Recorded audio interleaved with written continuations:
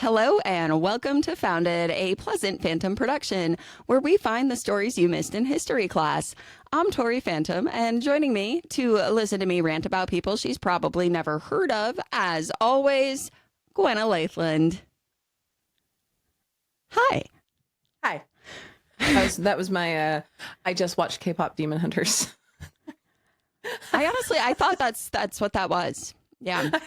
It's also been playing at my house.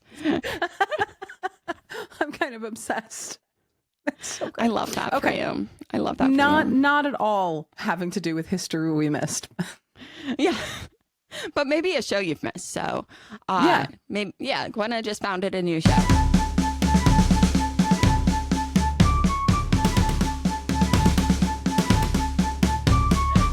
Do I have a pop quiz today? Is there a pop quiz today? Do I get a pop quiz? Yes, I have a pop quiz for you. Are you looking forward to them now? Yes. Shut up. Okay, so today's question will have to do with our episode. Okay. Do you know? It's not about what we already talked about? No, I like the review pop quizzes, not the how dumb is Gwen at pop quizzes. Listen. Gwen is pretty dumb. That's not self-deprecating. Gwenna is not dumb at all. Gwenna is not dumb. Gwenna just doesn't know about this portion of history. The knowledge gap. We practice positive self-talk. So on today's episode of Childproof. Okay, are you ready for your question? Yes. What was that big declaration the colonists wrote? This is a trick question. Answer Magellan Accords. I don't know. It's not the Declaration of Independence because that's the answer that popped into my head first, but that cannot be right. That's too simple an answer. That is one of the big declarations the colonists wrote. So let me ask you the question again. Okay. What is that big declaration the colonists wrote in 1764? So definitely not the Declaration of Independence. It is on the tip of my tongue. I remember them. They wrote a letter the first time. It's some sort of accords, I think. Maybe not. It is the Declaration of Expectations. Okay, yeah. I knew there was a document before the Declaration of Independence. Yeah. I just couldn't remember what his name was. Yeah. And I don't know where I got accords from, though. Yeah. They had like the most boring names for every letter and document they wrote. So there's probably some sort of declaration of accords or something. Yeah. So are you ready to get into today's episode? Oh, it's only a one question? Wait, do you want another question? Okay. Hang on. I got one. Pouting works on Tori. Just know. Yeah.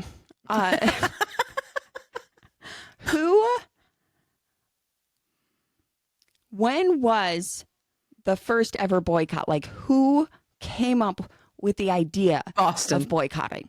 Boston. Who? Boston. Who created the riots. idea of a boycott? Why are we back to the bread riots? You really want to talk about the bread riots? It's the only thing I know that's cool about old Boston. Listen, I know about two Boston riots. I've told you some things. There's the bread riots, and then there were the busing riots, and those were about 200 years apart. You know about the Knowles riot now, though. You just know about the Knowles riot. Apparently, I'm going to learn about a whole bunch of other riots. The first boycott, it's got to have taken place in Boston, and I am going to say, because I know you love this guy, it's not Benjamin Rush. I think Sam Adams probably had something to do with the first boycott. Yes, except that is the long answer here is that it wasn't a boycott because the word boycott did not exist. It was non-importation agreements, and it was an idea. Boycott sounds funner. It does. But Samuel Adams created the idea of a boycott because of his non-importation agreements. He thought that it hit Britain where it hurts. If we stop importing their goods, they're going to compromise on these policies they're putting out. But the word boycott did not exist until much later in Ireland, where the guy decided to boycott for rent prices, and his last name was Boycott, I believe. Ah. Okay. Yeah. Yeah, now we've learned so many things in that little info dump. Okay, now that the pop quiz is done and we got the most amazing little, there were so many Googleable little spots. I'm going to, that one sentence paragraph thing that you just said to me is going to entertain me for like 2 hours. Okay, go ahead. Okay, so today on Founded, we are going to talk about the American Duties Act. Not the Sugar Act, though. The American Duties Act. All right. We're never getting to the Sugar Act. We are in Massachusetts, right?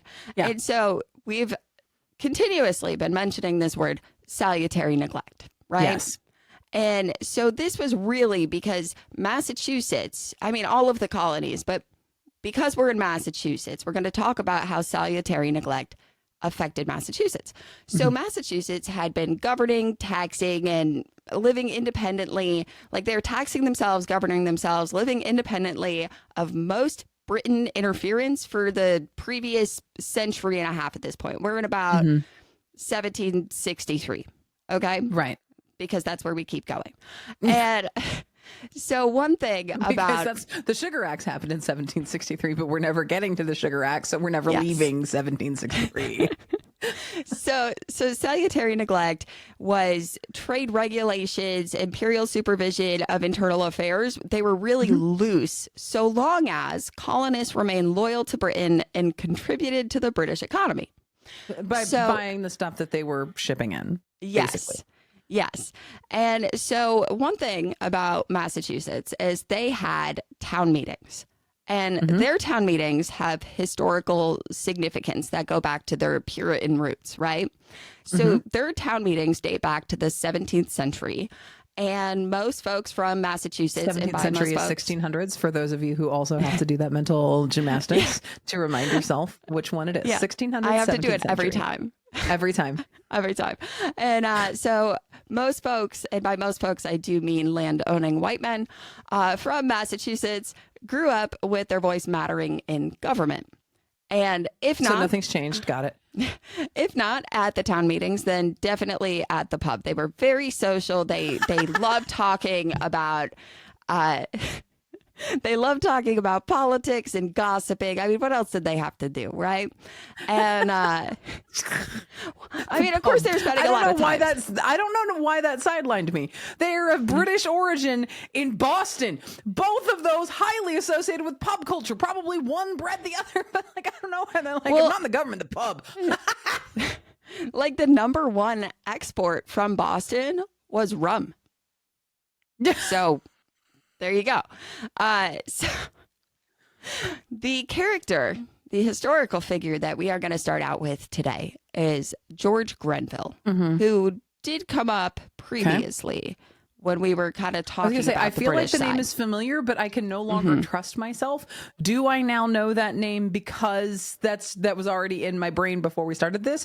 Or do I now know that name because you have previously referenced that person? Or did you info dump on me that before we decided to via do text message or something, right? Yeah. I don't know. It's kind of part of FaceTiming me. We'll be talking about regular life, and I'm like, but listen about this historical figure. This is so interesting. And so what you're going to see happening is I've told you that we're going to be like weaving the webs between these historical figures. Right. And so that's why we're doing these character introductions. It's important to know who they were because that influences how they behaved in these stories, right? So George Grenville, he was born in 1712 in London. He was an English politician. He entered Parliament in 1741. And after holding several ministerial appointments, Grenville was recommended to King George III by Lord Bute, who you might remember was not well liked at all by Parliament. When King George III became the king, he had him be his prime minister. He was his right-hand man, and no one liked him. And so when he stepped down because of controversy, shocking, no one liked him, and then there's this controversy. So there was controversy because of the cider tax. When Bute had to step down because of the controversy, he recommended... he recommended George Grenville to be his successor. Okay. Yeah. And so Grenville's ministry was a disaster. It only lasted about 2 years. It turns out that the super unpopular guy recommending the guy who should take over would probably continue to be super unpopular. Yeah. Well, and what's funny too is that George Grenville and King G3, they didn't have a great relationship because... Did you just call that man King G3? Yeah, that's how I write them in my notes because it's funny to me. So we're just King G cubed. Yeah. So our king of math, I've broken Gwenna. So King George III and Grenville did not have a good relationship because even though Lord Bute had stepped down, Georgie boy kept consulting Bute anyway until, like, for everything. He was still he was still his right-hand man. He just didn't have the title anymore. And so this continued. It's literally puppet here. Yes. We've got puppet strings everywhere. So Grenville becomes the prime minister in 63. And King G3 continued consulting Bute until in 1765, Grenville made King George promise to perform a stoppage to stop consulting Lord Bute. He's like, promise me you won't do that anymore. You can't talk to him anymore. If you want to be my friend, you can't be friends with him anymore. Literally. He made him promise. He made the king promise to stop Pinky talking swear. to his other friend. I'm your prime minister now. It's me. And so during his time as prime minister, during Grenville's time as prime minister, grown men, he was tasked with managing Britain's budget after the 7 Years' War. And this was no easy task. Because, and I even brought the math. I did the math on this to adjust for it inflation. Really is king math today. All right. Yes, it is king math today. So, okay, right now we are in September 1763. Grenville is consulting with his buddies about the British debt. Now, keep in mind, leading up to this, they have just basically been fighting everybody. But it's always just kind of about France. Yeah. Right. They'd been at war with France. I say everybody. They'd really just been routinely and repeatedly at war with France. And they would just get people involved, other countries, yeah. And also, a reminder, this is not that far from the Tudor schism from the church, from the establishment of the Church of England.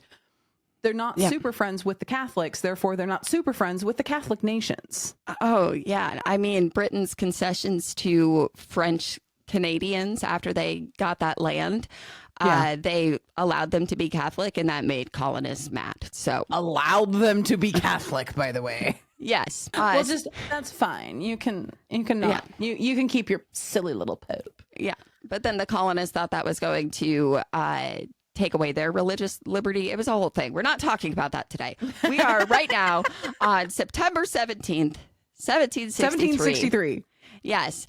And so they're having a conversation. George Grenville's having a conversation about the British debt. At this point, they are 137 million pounds in debt, which would be $184 million in debt and this is in the year 1763. Okay. Yeah. So in today's money, that would be $7.9 billion. $7.9 billion. Okay.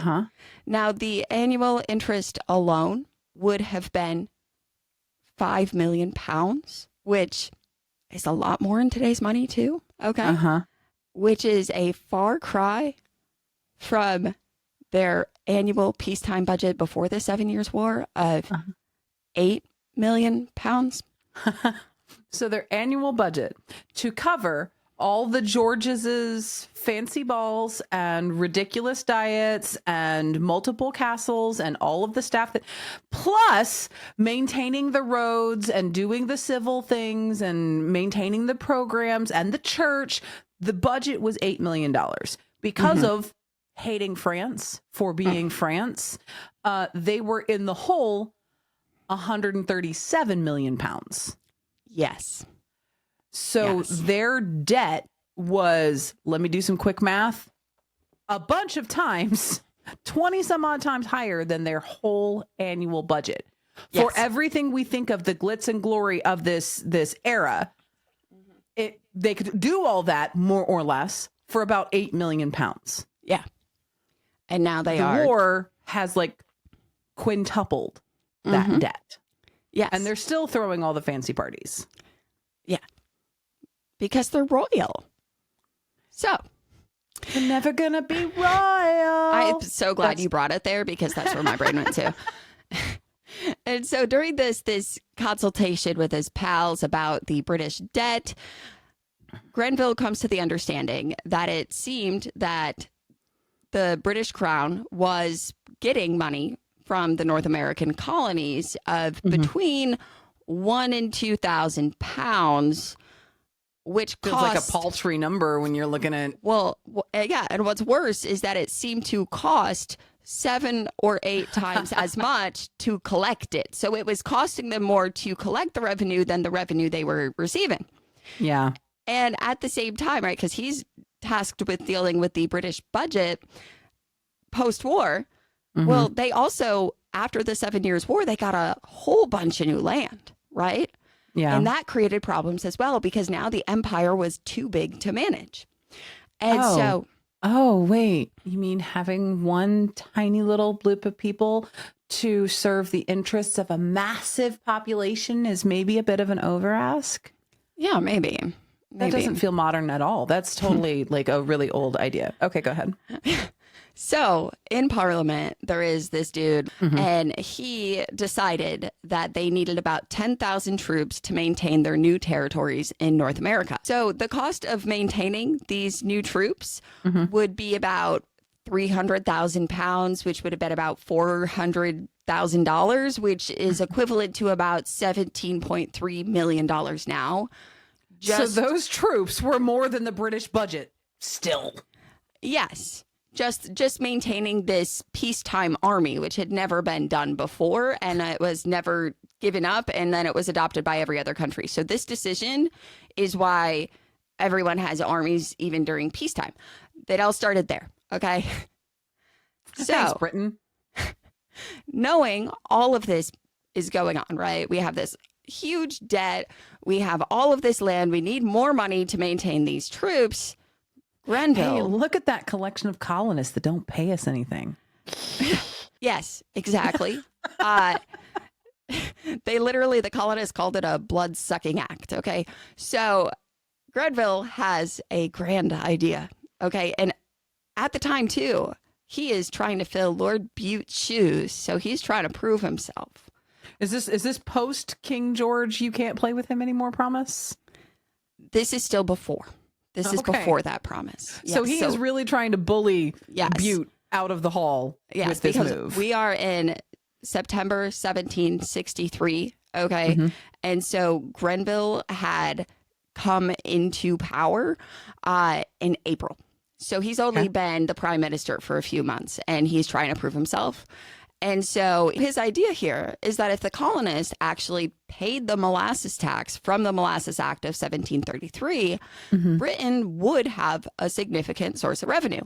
However, the reason that colonists were not paying this tax, this duty, was because customs officers were very easily bribed for much less than the duty. And when they were bribed, they could miraculously change the import from the French Caribbean to actually somehow have come from the British West Indies. We don't know. It came from one of them islands. They all look the same. They're not different, right? I know it might have said that it was from the French Caribbean, but this is clearly from the British West Indies. From the West Indies. Yeah, so they're all getting bought off. And so Grenville's idea was essentially, let's lower the duty to discourage the smuggling, and then let's actually enforce its collection so that we can make up for, all of this money that we spent on war. But again, don't we wind right back up to, but salutary neglect says... Yes, and this is one of those reasons that the American colonists were so angry, is because they have been taxing themselves. They have been governing themselves. Like, sure, there's the royal governor there, but they have elected bodies of people from the colonies who are also a part of making these decisions. And they are Englishmen. They are entitled to all of the rights of Englishmen. They have the right to consent to being taxed. Yeah. And it had never been questioned until right now, right? Mm-hmm. So we're going to fast forward a little bit. Now we're at March 9th, 1764, and the American Duties Act passes Parliament. Okay. And it passed with little debate because it was presented as a way to raise revenue for, quote, defraying the expense of defending, protecting, and securing the colonies. Grenville basically said that they'd spent a bunch of money in America, so now they should, reap the fruits of their labor and get some money back. And so another member of Parliament, every investment has a return on investment. Now it's time to get that return, pumpkins. Exactly. And Thomas Whately of British Parliament, he claimed that the act is spread lightly over a great variety of subjects and lies heavily upon none. That sounds like something that's something that someone says when they've never actually experienced life. Do you remember back when they were discussing Obamacare and some guy said, I don't know what one of the senators goes, I don't know what they're complaining about. There's access to medical care, because he was talking about and then he pulled up a thing about the number of clinics.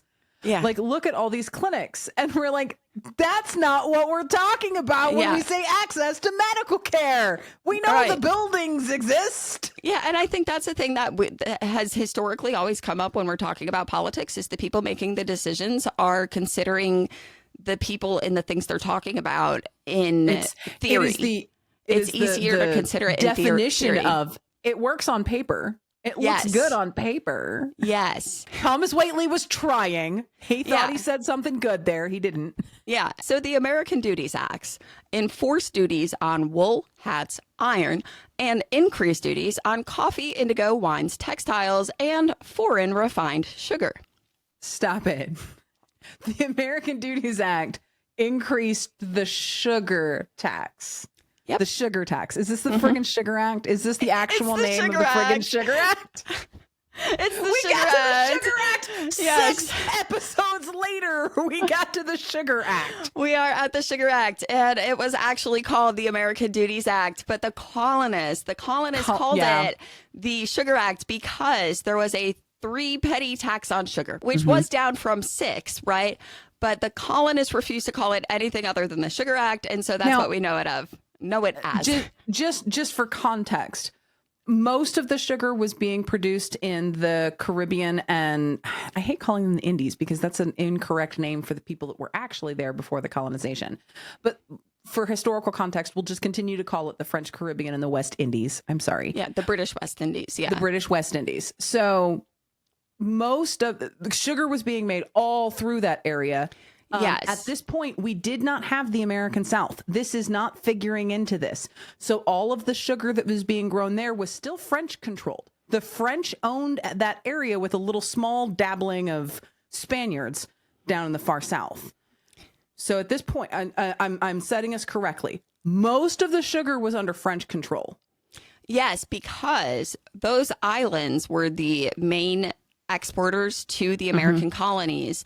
And when that Molasses Act happened, the colonists were not happy about it because the French Caribbean produced way more. And so the British West Indies could not keep up with the demand.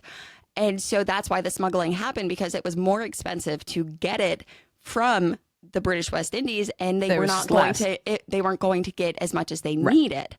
And so this new act, the Sugar Act, was going to lower the duty because they wanted people, okay, you can import it. We're not going to charge you as much. You can still get it from there, and we're going to lower it. So just please pay it. Yeah. And that didn't happen. Yeah. So essentially, to break it down into from the other direction, from the colonist perspective, I need 12 pounds of sugar a year just to exist, just to continue to feed my family, just to make the food that we need. I need 12 pounds of sugar. I can only get 1 pound of British sugar because that's all that's available. That's all they can produce. I can only get 1 pound. Those other 11 pounds I can get from the French, but I have to not only pay for the sugar, which is $1 a pound, I also have to pay the duty. That's just $2. That's not, it used to be $5. Yeah. It used to be $5. And now it's just $2. So wait, British sugar I get for $1. Fantastic. But the rest of the sugar I actually need to help my family friggin' live, I have to pay $3 a pound? And 2 of those dollars just floats across the ocean to G cubed. Yep, to pay for their wars. So, as you can see, the colonists were not happy about this. So, here's the other important part and why the colonists focused on the sugar, right? Because there was a lot going on, because now with this duty, they couldn't even afford to really send a wool hat across colony lines, right? It was so expensive. And the colonies are also in a post-war economy. Yeah. And the thing is, here's another thing. I was reading this book. All that new land came at the cost of the militias marching in there to Jumonville's Glen.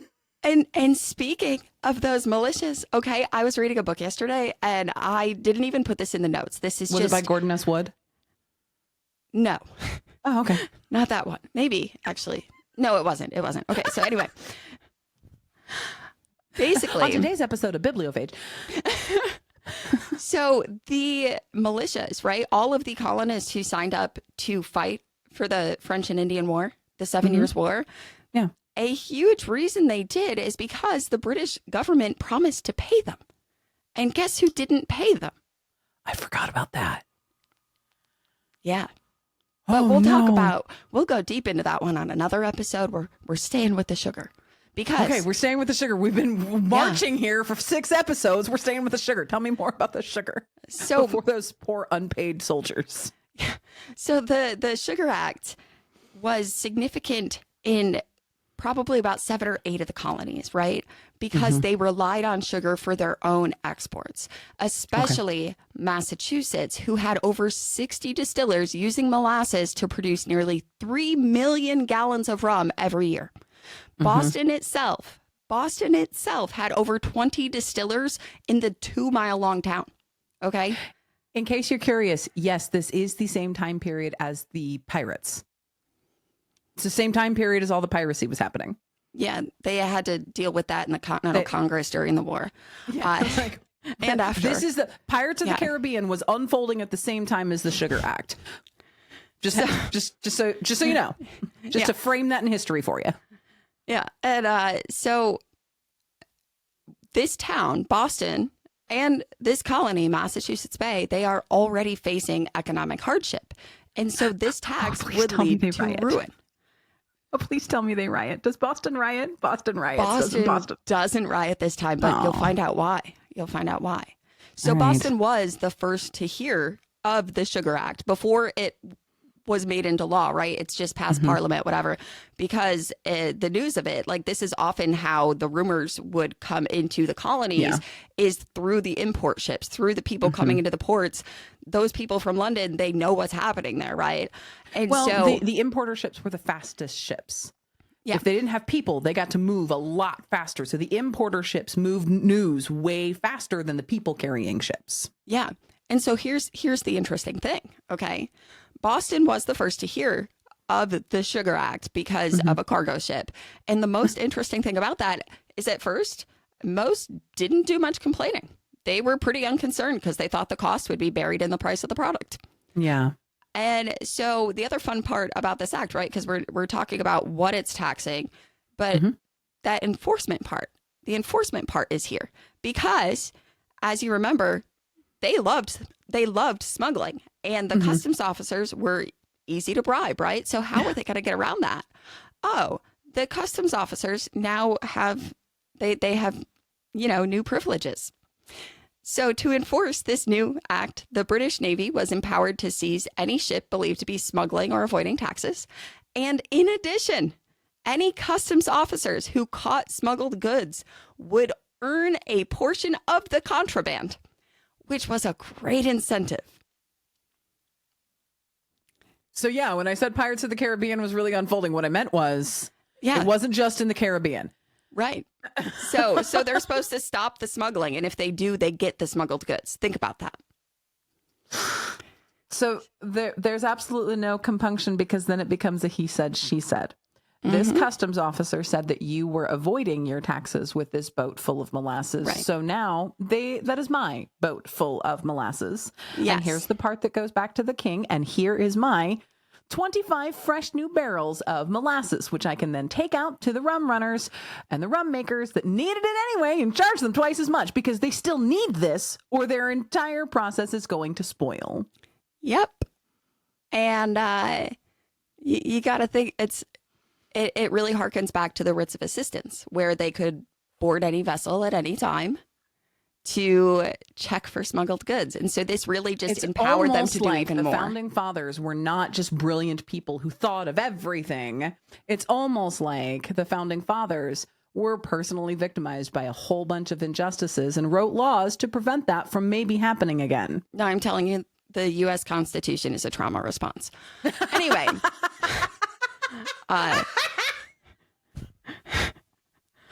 Like read it.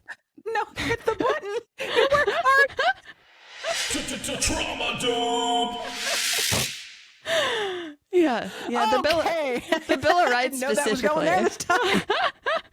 So now we're at April 5th, 1764. King G3 signs the American Revenue Act, also the Sugar Act, into law. Now, you remember our boy Hutchinson? Yes. Yeah, even he had reached out to the crown. And he was like, dude, this isn't going to go the way you think it's going to go, my guy. No, that was literally like the letter. He was like, bro, like Massachusetts is the most independent of all the colonies. Taxes are not going to sit well here and the economy's going to be ruined. And additionally, we already contribute so much to the crown. And so shouldn't we be able to enjoy all the rights and liberties that Englishmen are entitled to? And a really interesting quote that I like that Hutchinson said here. He said, shouldn't the colonies be humored and cherished, not taxed? Like he really loved the colonies. Like Hutchinson really kind of sucked in the loyalist type of way, but he really loved his country and his colony. Yeah. So anyway, enter Samuel Adams. Oh, okay. Hey. Don't call him Sam. He doesn't like that. Samuel, hello. Yes, Samuel Adams here, right? No one is upset about the Sugar Act except Samuel, who maybe had his own previous issues with the government, maybe with the land bank debacle. He was a rum runner, wasn't he? He was a smuggler, wasn't he? He was not, but he did. He was hugely impacted by the land bank debacle his entire life. Yeah, and well, so I mean, his dad went down for it and he was still paying the debt even after his dad was dead. And so here's the thing. I kind of want to give you a real intro to Samuel Adams because we talked a little bit about him when we were talking about the land bank debacle. We were talking about his youth, right? Yeah. But by the time of the shot heard round the world rung out, Samuel was in his 40s. Okay. So this is in his 30s now. We're about in his 30s during this time period. But I want to give you some quick notes about Samuel Adams based on other people's opinions of him. Okay. Because this man made such an impact everywhere. Okay. So Samuel Adams, very interesting guy. Thomas Jefferson said he was the earliest, most active and persevering man of the Revolution. John Adams swore that Samuel was born to sever the cord between Great Britain and America. He also said that he had refined policy, steadfast integrity, exquisite humanity, genteel erudition, obliging, engaging manners, real as well as professed piety, and a universal good character. But he attached one caveat, that Samuel Adams attended too much to the public good and too little to himself. And then Who said that? Who said that about him? Who was that? John Adams. So John Adams said that about Samuel Adams. This is just how they talked about each other. Meanwhile, our Clementine. Okay, go ahead. Some considered Samuel Adams to be the first politician in the world. And when King George asked Thomas Hutchinson where Samuel got his influence, Hutchinson replied, "A great pretended zeal for liberty and a most inflexible natural temper." And when ordered to arrest Samuel Adams, General and Governor Thomas Gage explained to Lord Dartmouth that if he, I don't want to. He explained to Lord Dartmouth that if he arrested Samuel Adams, that would be the last letter they would ever receive from him, for he should be knocked on the head. Hutchinson said days before the war began, I cannot. Samuel's like, I'll fight you. Literally. Come at me, bro. Come at me with the cuffs. Come on. Hutchinson said days before the war began, I cannot yet believe Mr. Adams will be able to persuade people to be so irrational a step as to form themselves into a body to oppose the king's troops. After the riots in August 1765, which you will hear about soon. We get riots? Oh, we'll get riots soon, yeah. Governor Bernard wrote after seeing a bonfire in the distance, by which I understand that the mob is up and probably doing mischief. There was nothing worse a crown official could say of a man than that he was brought up at the feet of Samuel Adams. John Adams also wrote that without the character of Samuel Adams, the true history of the American Revolution could never be written. Before his first inaugural address, Thomas Jefferson asked himself, is this exactly in the spirit of the Patriarch of Liberty, Samuel Adams? So the British could not stand this man. Mm-hmm. The colonists basically worshipped him. Yeah, he basically ran Boston. And of himself, Samuel Adams said, it is my fate to be always in a hurry. And so Samuel Adams was absolutely shocked to find out that he was the only one speaking out at the Boston town meeting in political clubs and pubs about the Sugar Act. It was just him. It was just him. And he learned through all of these meetings and talks around the town that the person they hired to represent Massachusetts Bay Colony in London hadn't even received instructions from the House or the Assembly of what to do about said Sugar Act. So Samuel was besties with James Otis Jr. Now, you might remember him. He was a prominent political figure, right? Yeah. He was an elected official, and he was a patriot. And so Samuel told him that the Sugar Act was a violation of self-government, and the British didn't have a right to impose taxes, and that this would just lead to more taxes and more redcoats, and it would debilitate their colonial government and make them powerless. And so Samuel was very loud about his opinions all the time, everywhere. Okay, that's kind of his thing. He, would write in every personality trait. Literally, he would write in every single newspaper, and he would write under many pseudonyms, and he would pretend to be different people and literally argue with himself via letters to the newspaper. Didn't he get into a letter debate published in one of the newspapers with himself? Yeah, he would do that. He would do that frequently as a propaganda thing, because he would write the letters in a way to sway opinion. So wait, you mean the good guys have propaganda too? Yeah. Yeah. The good guys have propaganda too? Yeah. Politics. Just making sure you're hearing that. Many townsfolks thought that resisting the Sugar Act was a waste of time. What were they going to do? The government was 3,000 miles away. It was impossible to do anything. It was a waste of time to even try to go against it, right? But Samuel Adams. What are we supposed to do? It's the government. They've got all the guns and the power, and they tell us what to do. Yeah. They're throwing people they're charging taxes on sugar. What are we supposed to do? There's nothing we can do. But Samuel Adams was a dedicated man. And his experience with that land bank debacle gave him more understanding of the way that the government and the corruption and the overreach of power could go down, right? And he is talking to all his buddies who are in government. He is not an elected official at this point. He is just loud and loved. Because you remember, he's also from a political family. Like he had education in this. The fact that he did not at the time hold an elected office doesn't mean he didn't know how to play those games. Yes. And on top of that, right, he was friends with a lot of the politicians, and he was very popular in the city because you remember he was a tax collector who didn't collect any taxes. Yeah. He would hear these people's stories. He respected everyone on the street, no matter where they came from. And so he was very well loved. And so he goes to a town meeting and he is like, we should do something about this. And so the House actually appoints him to write instructions for the assembly. He's not even an elected official, and they're like, you know what though, like you got a point here, so you write the instructions that we want to be said to England. Thought the thoughts, just go ahead and jot them down for us right quick. Right, like clearly you're already 4 steps ahead of us. So he does this, and then he reads his words to the town.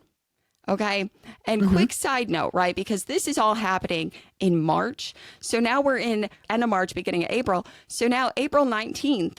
Grenville has another trick up his sleeve.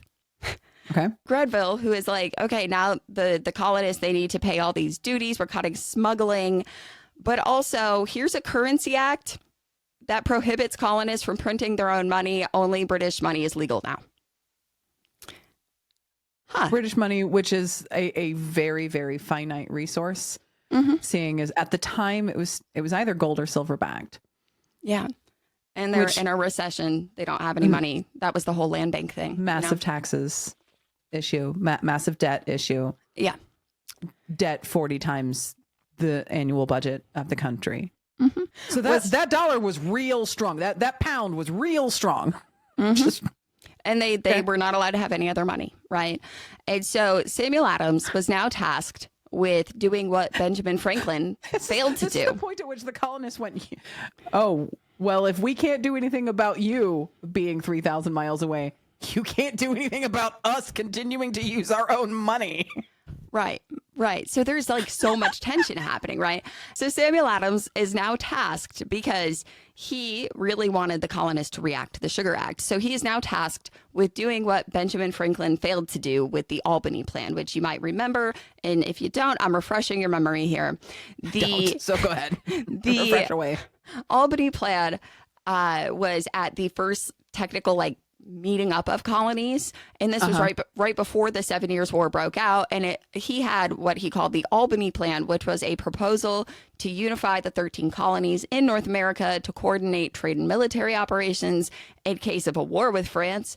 However, no assembly was willing to give up any local autonomy.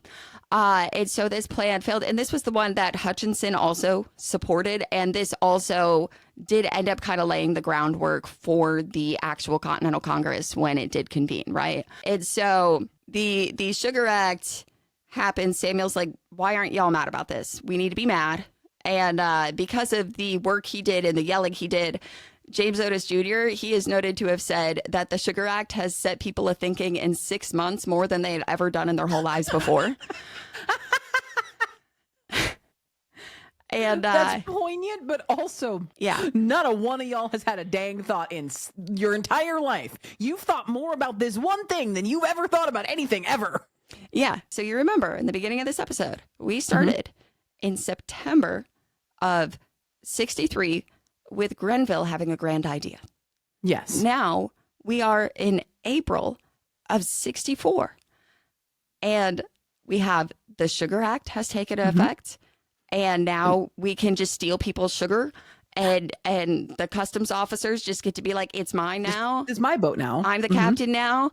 And we have the Currency Act. So now we have to pay more taxes, and we can't have our own money. We can't have our own money. Currency from across the ocean. Yeah. And we have Samuel Adams, who is riling up all of the colonists. He is rousing all those rabbles. Already he is starting to rouse these rabbles. And then we hit May, and there's a rumor of a new revenue act that I'll tell you about next week, maybe. Okay, and lots of acts. See, when we started this, I was correct. Every time there's an act, there's probably somebody getting really mad about it. It starts with an act. It starts with an act and ends with a riot. That seems to be how it goes. We need that on a t-shirt. It starts with an act and ends with a riot. Yes, we do. I need to figure that out. So next week, I am planning to tell you about the rest of the year at 64 and maybe tell you something about the Stamp Act, which is where a lot of riots start to happen. Tori, respectfully, we have heard that before. It took you 6 episodes to tell us about the Sugar Act. Listen. Great pattern identification skills. I'm going to keep doing it. So thank you all for listening to Founded. I hope you found something interesting. Drop an email, foundedhistory@gmail.com, and let me know what you want to find out next. Now that we've talked about the Sugar Act, who really knows what's next? I have a plan to talk more about the Sugar Act. Riots in Boston, riots in Boston, riots in Boston, riots in Boston. Listen, we have to finish talking about the Sugar Act first. So we're not done? No, we're not done. There's a new act and we're not even done with the first one? Again, there's a reason they were all so angry. So, you know, it's fine. It's fine. We will get to some riots. I promise. We'll have enough riots to make up for it. Okay. So don't forget to like, subscribe, and leave a rating. It really does help. And then go check out Bibliophage and Childproof. We'll see you next time. You'll see us next time. Bye.